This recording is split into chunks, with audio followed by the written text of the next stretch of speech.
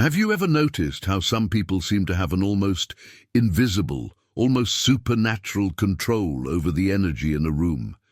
They don't raise their voices, they don't beg for attention, they don't make a scene, they simply withdraw. And suddenly, everything shifts, the atmosphere changes, people grow uneasy, they start chasing. The absence speaks louder than any presence. Now imagine, what if you did the same? What if you stopped reacting on autopilot to everything thrown your way? What if, instead of meeting chaos with more chaos, you chose silence? Instead of defending yourself out of impulse, you chose stillness. Instead of exploding in emotion, you chose conscious withdrawal. Do you know what would happen? You'd flip the script. Because the moment you stop being constantly available, emotionally, physically, mentally, the world around you begins to panic. People were relying on your predictability. They controlled you, not through force, but through your reactions, your guilt, your need to be liked, your fear of being left behind.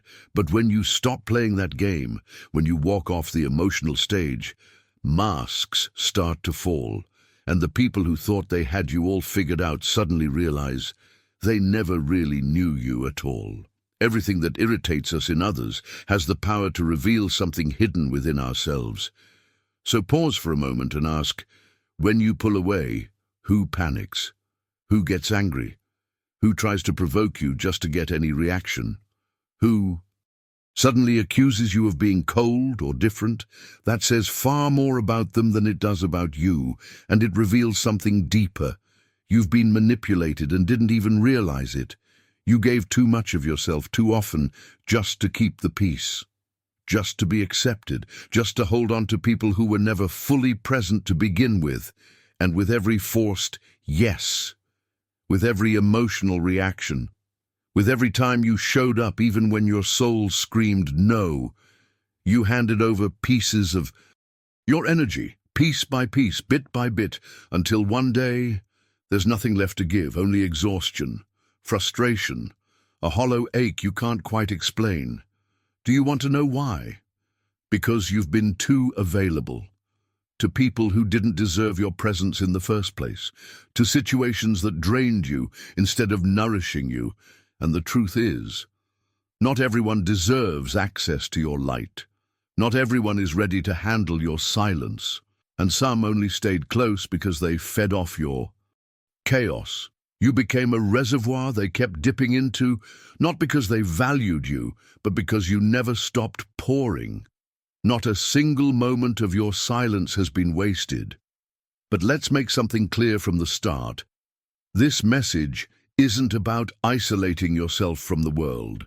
It's not about building walls. It's about finally choosing yourself. It's about beginning what Carl Jung once called individuation, the profound, often uncomfortable journey of becoming whole, of stepping into your most authentic, integrated, and undeniable self. And this journey begins the moment you realize a simple but powerful truth: that silence can carry more weight than 1,000 arguments. That conscious withdrawal isn't weakness, it's strength, it's maturity, it's freedom in its rawest form. So let me ask you honestly, how much longer are you going to let the emotions of other people steer the course of your life? How many more times will you dance like a puppet every time someone presses the buttons of your old wounds? Maybe, just maybe, it's time to cut the strings, to step back, to become a mystery again. Because something powerful happens when you stop being constantly available. Since childhood, you were trained to show up, to respond quickly, to please, to say yes, even when your entire soul was screaming no. You were conditioned to believe that your worth depended on your accessibility. But let me tell you a truth. Most people are too afraid to say out loud. That constant availability, it's not a virtue, it's a prison. As long as you believe that your value lies in being emotionally accessible at all times, you will continue to be manipulated, drained, and ultimately discarded the moment you're no longer useful. Why? Because being endlessly available makes you replaceable, predictable, easily categorized, easily controlled, and anything predictable becomes a tool, a function, a resource. People start to treat you like an emotional vending machine. They push the button when they need relief, attention, or validation. And the moment they get what they came for, you're back on the shelf, out of sight, out of mind, like an object. And the worst part, you don't even realize it. You think you're being kind, loyal, compassionate, but in reality, you're trapped. Stuck in the illusion that being available equals being loved. You're stuck in the toxic pattern of self-erasure, hoping that if you give enough of yourself, they'll finally stay, finally see you, finally value you. But here's the truth you've been avoiding. People don't respect what they can access too easily, and they won't value what you won't protect. When your boundaries are weak, your energy becomes common, and what is common is rarely treasured. So maybe it's time to become less reachable. Not out of spite, but out of wisdom, out of healing, out of the deep understanding that your energy is sacred and not everyone deserves a seat at your table. We've been taught somewhere deep in our wiring that if we're always available to others, if we show up without hesitation, if we give without limits, then eventually someone will do the same for us. But the world doesn't work that way. Carl Jung spoke of this with piercing clarity. He called it the persona, the social mask we wear in order to be accepted, loved, and recognized. It's that version of you that smiles when all you want is to scream. It's the voice that says, "I'm fine," when inside you're unraveling. The persona molds itself, it bends, it hides, it silences your truth just to keep the peace. It says yes when everything in you is pleading to say no. It settles for crumbs and calls it care. It confuses presence with love and silence with rejection. But let me tell you something clearly, and without sugarcoating it. Being useful is not the same as being loved. Showing up all the time does not guarantee anyone will do the same for you. And hiding your pain just to keep others comfortable, that only erases your truth. You must come to understand this. Always being accessible, always being the one who is available, gentle, agreeable, okay. That doesn't make you more lovable. It makes you easier to exploit. The version of you that you crafted to please the world, that persona, it's pulling you further and further away from the person you really are. And as long as you keep performing that identity, as long as you keep wearing that mask, you'll keep attracting relationships where you're seen only as a function, not a human being. It's time to take off the mask. It's time to stop living just to make everyone else comfortable. To stop measuring your worth by how easy you are to reach. To stop believing that your silence keeps people close. Because here's a truth most won't tell you. Your absence can be just as powerful as your presence. Maybe even more. Let me ask you something personal. Do you answer every message immediately, even when you're exhausted? Do you explain yourself, justify your choices, or defend your boundaries, like you owe the world an apology for simply existing?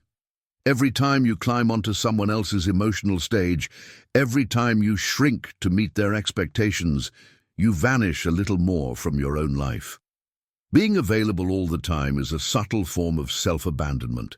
It looks like kindness, but it's fear. Fear of being rejected, fear of disappointing, fear of not being seen as enough. And deep beneath that fear is something even heavier. The belief that love must be earned through sacrifice. But here's the paradox. The more you betray yourself to be accepted, the more invisible you become. And the more invisible you become, the less anyone will ever truly know you or love you for who you really are. This is not about becoming cold or distant. It's about reclaiming your space, your truth, your time. Because you don't owe the world constant access to your soul. There's a part of you that wants to be everything for everyone. You want to be seen, appreciated, needed.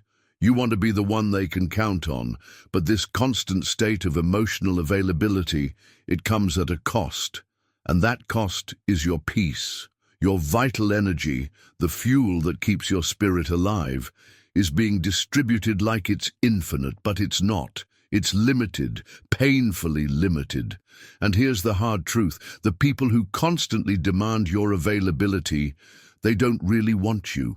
What they want is what you provide. Validation, distraction, companionship, emotional comfort. They want your presence to fill the gaps in their own emptiness.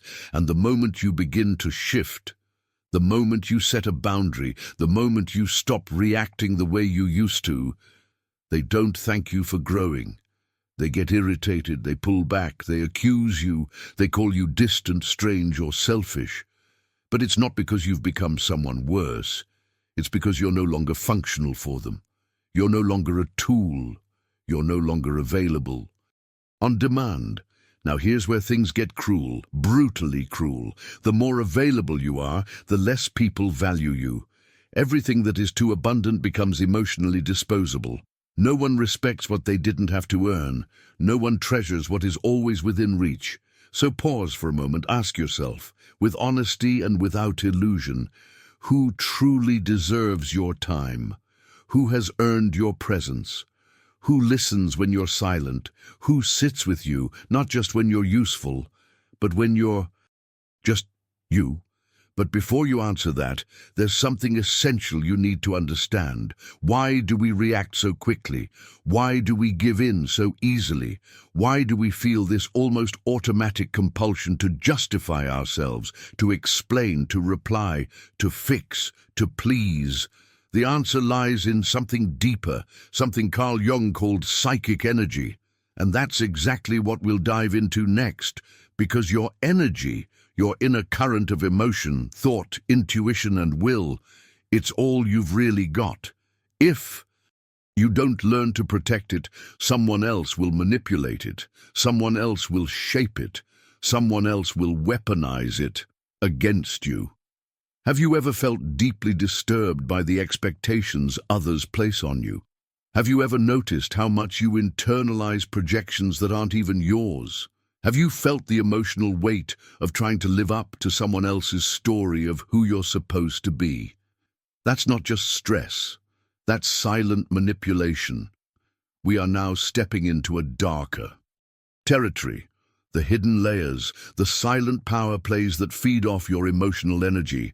And in the next part, we're going to expose how opportunistic people feed off your generosity, your availability, your light, and how becoming less available disarms these emotional games completely.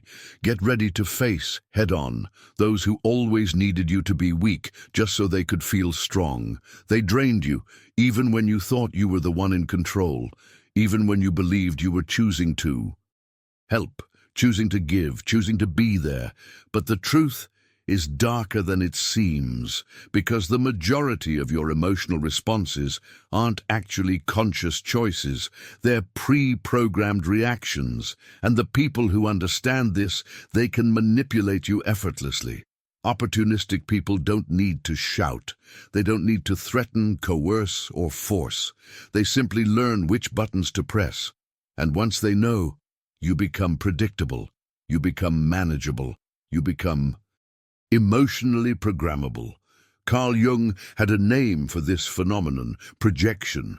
It's the psychological mechanism where people unconsciously project the parts of themselves they can't face onto others. But here's what most people miss. There's another side to this dynamic, a shadowed truth that almost no one talks about. While others project, you become the receptacle for their emotional debris. You become the canvas, the screen, the space onto which they throw everything they can't handle in themselves. And the more emotionally available you are, the more you listen, console, respond, absorb, the more you become a blank canvas for their projections. Think about it. That friend who only calls you during a crisis, that partner who always needs you to save the day, That person who praises you only when you're useful, that's not love. That's not connection. That's emotional feeding. They aren't engaging with your soul. They're engaging with a role, a character, an emotional utility. And here's the hardest pill to swallow. You accepted that role. Why? Because of fear. Fear of disappointing, fear of not being loved, fear of being abandoned. You became the emotional provider because you thought your worth depended on it. And here's the most insidious form of manipulation. It doesn't always scream, it whispers. It lurks in the silence of guilt. It's that voice in your head that says, I should help, I should be there, I can't say no. Even as you feel yourself crumbling on the inside. But here's the truth you need to hear. The manipulator doesn't have to control you. They just have to keep you reacting. As long as you keep showing up in the same predictable ways, they've already won. But something radical happens the moment you stop playing along. The second you begin to say no, without explanation. The moment you choose silence over self-justification. The moment you walk away instead of engaging. The entire game collapses because projection needs a host. Manipulation needs a reaction. Control needs your cooperation. When you stop giving people the same emotional feedback loop, when you stop responding on cue, they lose their power over you. And what's left? The truth. The raw discomfort of unmasking, of facing who they are, without the distraction of controlling who you are. This is where the tide begins to turn. This is where healing begins, when you become no longer a canvas, but a mirror. And the people who once used you to avoid themselves now have nowhere left to hide. The moment you stop playing your usual role, the moment you withdraw your reactions, your explanations, your compliance, something begins to happen. The projections that others placed on you start to crack. And that cracking sound, it's deafening to those who depended on your silence. It makes people uncomfortable, deeply uncomfortable, because now they're forced to confront a terrifying truth. They don't actually know who you are. And even worse, they're now left alone with themselves. And let's be honest, not everyone is ready to face that kind of mirror. Your emotional unavailability becomes a threat, not because you've hurt anyone, but because your silence reflects the noise inside of them. The stillness you bring shines a light on the chaos they've been avoiding, and so they panic, they lash out. The drama begins, not because you're wrong, but because you're no longer functioning as their emotional escape route. Carl Jung once said, "We do not become enlightened by imagining figures of light, but by making the darkness conscious." And that's exactly what your silence does.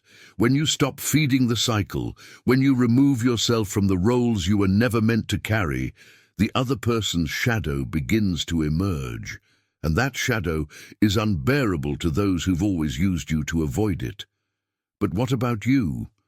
Are you ready to face what comes next? Are you prepared to sit with the discomfort of being misunderstood, of being rejected, of being accused, criticized, or even attacked? Not because you did anything wrong, but because you chose to protect yourself. This is the cost of reclaiming your power. It's the price of stepping out of the role they assigned to you and into the person you were always meant to become. Because once you rupture the cycle, once you say, "No more," you'll be met with silence. And that silence, it can feel like loneliness, like exile.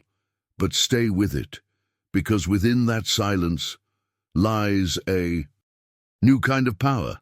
That's what we'll explore now, the power of conscious silence. We live in a world addicted to noise. Everyone wants to be heard. Everyone wants to respond instantly, to win pointless arguments, to be right, even at the cost of inner peace.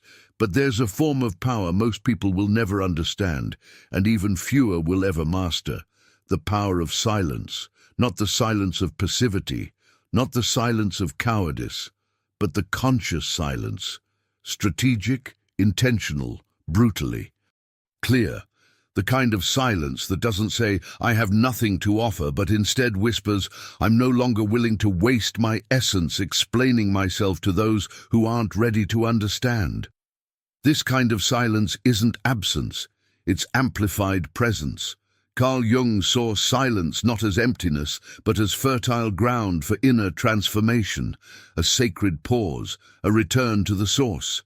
Because when you stop reacting, you begin to observe, and when you observe, you begin to see, clearly, honestly, brutally. You start to witness not only the games others play, but the roles you've been trapped in for far too long. And in that clarity, you begin to reclaim your life. One quiet, unwavering breath at a time. Once you begin to embrace silence, truly embrace it, you start to see things with painful clarity. Patterns emerge. Emotional games become obvious. Manipulations that once passed unnoticed now scream for attention. Cycles of self-sabotage, subtle power plays, repeated emotional loops. They all start to reveal themselves, because silence creates lucidity, and lucidity is dangerous to those who seek to control you. Have you noticed how certain people start to panic when you don't respond right away? When you don't explain yourself? When you simply disappear? That panic, it's not about missing you, it's about losing control over you.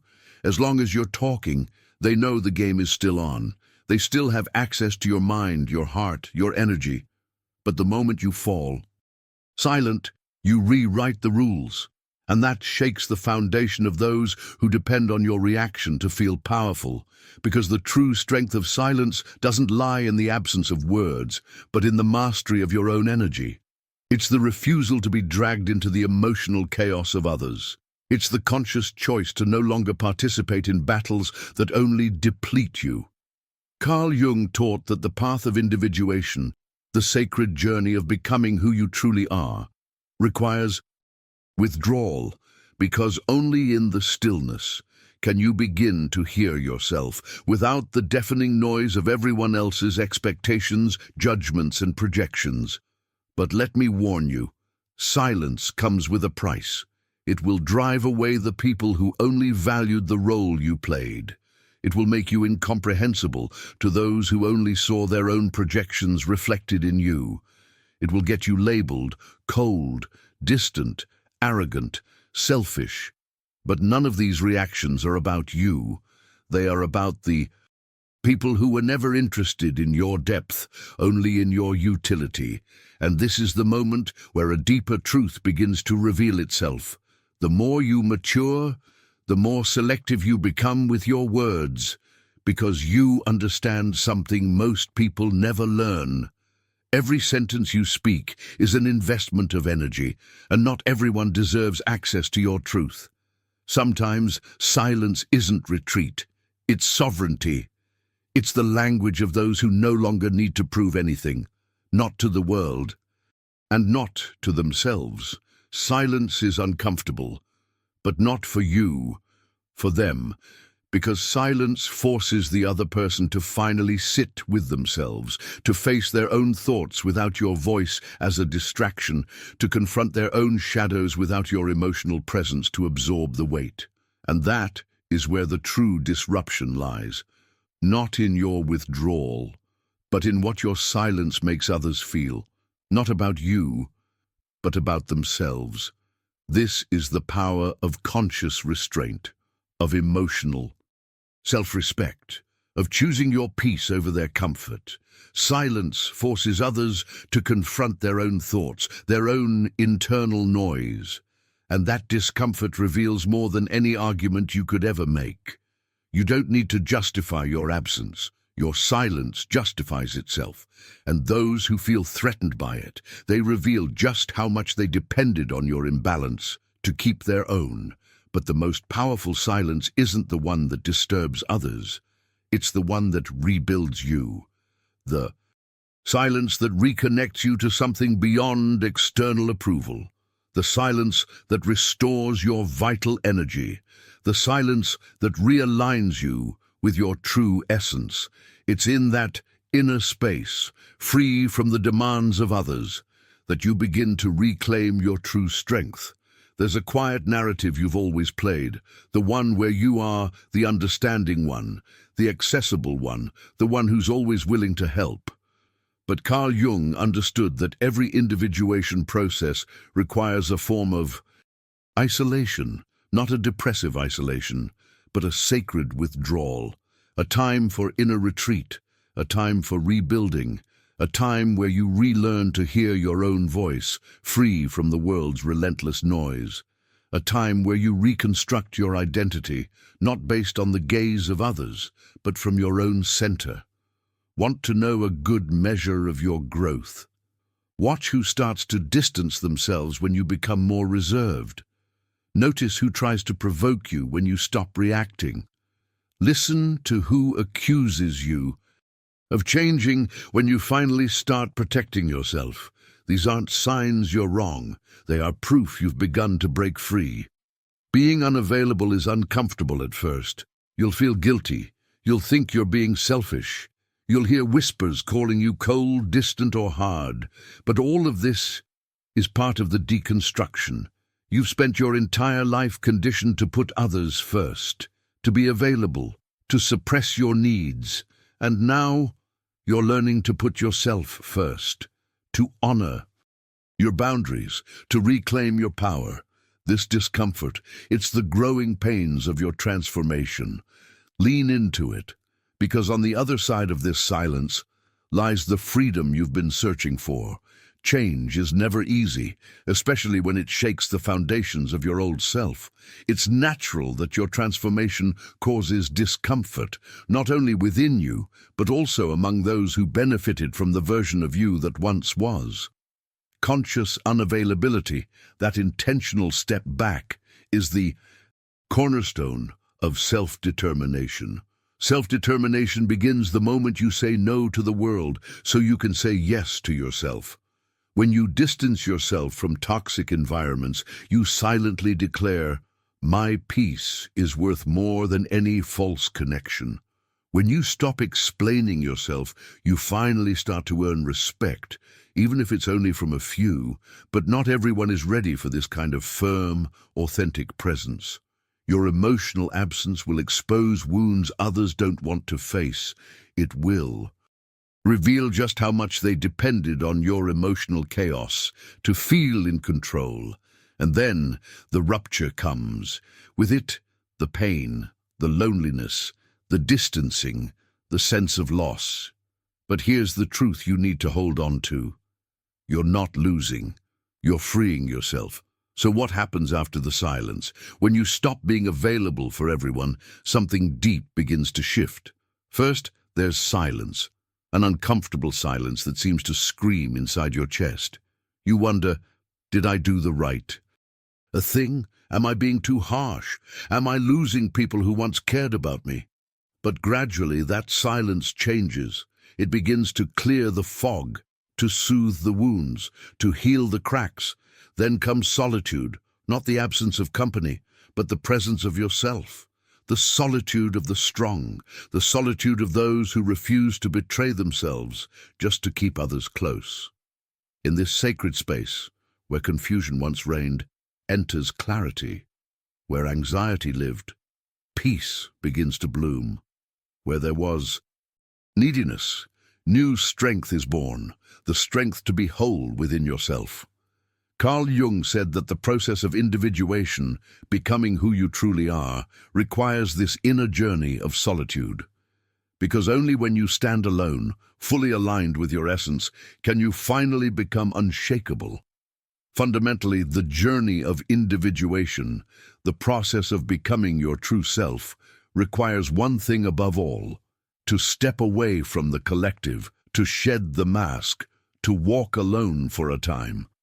And that's exactly what you're doing when you decide to become unavailable. You're not running from the world. You're returning to yourself, from reactor to creator. This is the moment when you stop being shaped by external circumstances and begin to shape your reality from the inside out. Those who feel unsettled by your absence reveal a painful truth. They never wanted the real you. They only wanted the role you played. Now that you no longer fit into that role, they don't know what to do. And that, a friend, is liberating. You will lose people. You will distance yourself from places, but you will also rediscover your essence. You will be misunderstood, but at last you will start to be truly respected. Because when you're no longer available for just anything, you become rare, valuable, unforgettable. This is a rebirth. Make no mistake, this is a beginning, a new chapter. You no longer accept emotional crumbs. You no longer tolerate mind games. You no longer bind yourself to empty relationships disguised as affection. Now you only accept what resonates with your peace, with your truth, with your wholeness. And if you've come this far, it's because a part of you is already ready for this path. A part of you has already understood that being loved means nothing if it costs you your self-respect. True self-love begins the moment you choose yourself, even if it means facing loneliness for a while. Because this loneliness, it is the cradle of your freedom. So I ask you, are you ready to be misunderstood, rejected, even hated in the name of your inner freedom? Are you truly willing to pay the price? The price of being truly yourself, the price of authenticity, is undeniably high. It demands more than courage. It calls for sacrifice. It demands you to shed every mask you've worn, to stand in the rawness of your own truth, to face a world that often prefers the comfortable illusion over unsettling reality. Authenticity doesn't come with applause or easy acceptance. It comes with solitude, with moments when you feel misunderstood, even rejected by those you once called close. It means choosing peace over popularity, truth over convenience, your own soul over fleeting approval. And yes, that price is heavy, sometimes unbearable. But here's the paradox: the peace that authenticity grants you, the deep, unshakable peace of being aligned with who you really are, is absolutely priceless. It's a peace no external force can take away. It's the kind of peace that doesn't need a witness, the peace that whispers to your soul that you are enough, that you are whole, that you are free. If this message has touched something inside you, if it resonates with the part of you that is hungry for change, for freedom, for rebirth, I want you to write in the comments, "I choose my peace." Because this is not a mere phrase, it's a declaration, a manifesto for those brave enough to step off the well-trodden path and into the uncharted territory of self-possession and sovereignty. Let's see how many here are truly ready to embrace the discomfort, the loneliness, the upheaval that come with deep transformation. Ready to say goodbye to the old stories, to the chains of expectations and conditioned reactions, and to walk forward into the light of their own being. This journey is not for everyone. It is for those who understand that the greatest love story is the one you have with yourself. For those willing to stand alone rather than be a shadow of someone else's desire. For those who are done trading their peace for temporary comfort. Remember, this process of individuation, the becoming of your true self, is the most courageous thing you will ever do. You will lose people along the way. You will face moments when the world seems cold and distant. You will be tempted to return to old patterns, to soften, to explain, to justify. But don't. Hold steady. Because on the other side of that storm lies your freedom. The freedom to live without apology, without fear, without chains. And if you are willing to keep walking this path, to dive deeper into your own transformation, I invite you to keep watching the next videos here. They are designed to guide you, support you, and challenge you in ways you may not expect. Your growth depends on continued awareness. Your healing depends on learning to guard your energy, to master the power of conscious silence, to reclaim your time, your peace, and ultimately, your life. Thank you deeply for choosing to be here, for choosing to listen, and above all for choosing yourself. This is Unshakable Mind, where the journey to your true power begins. If you found strength in these words, consider subscribing, not out of obligation, but because you deserve a space that nurtures your courage, clarity, and unshakable peace. I'll see you in the next video. Until then, hold your ground, choose your peace, and never forget, your truth is your power.